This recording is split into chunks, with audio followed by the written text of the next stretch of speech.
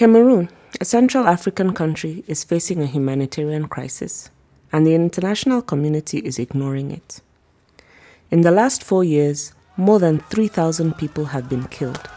Over 200 villages have been burnt down, and more than 1 million have had to flee their homes.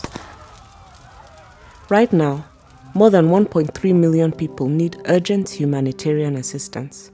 More than 850,000 children are out of school, and the economy has suffered because farmers have abandoned their farms due to the violence. But how did we get here?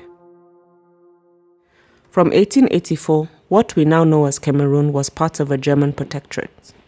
In 1916, after Germany's defeat in World War I, the protectorate was divided between the British and the French. In 1960, French Cameroon gained independence from France. A year later, British Cameroon was asked whether it wanted to join Nigeria or Cameroon. Northern regions chose Nigeria, but southern regions joined Cameroon to form a federal republic under a power-sharing agreement. After a flawed 1972 referendum, the federal state was replaced with a unitary centralized state, and the star that represented Anglophone Cameroon was removed.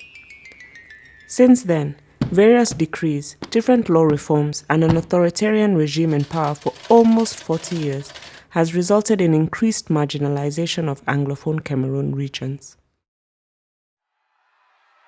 This current crisis started in 2016, when judges and lawyers in Anglophone Cameroon organized protests against the forced appointment of Francophone judges and prosecutors who didn't understand their Anglophone common law legal system.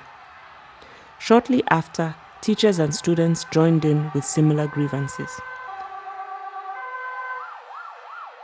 Protesters were met with an excessive use of force by the state police and the army, with beatings and shootings reported widely.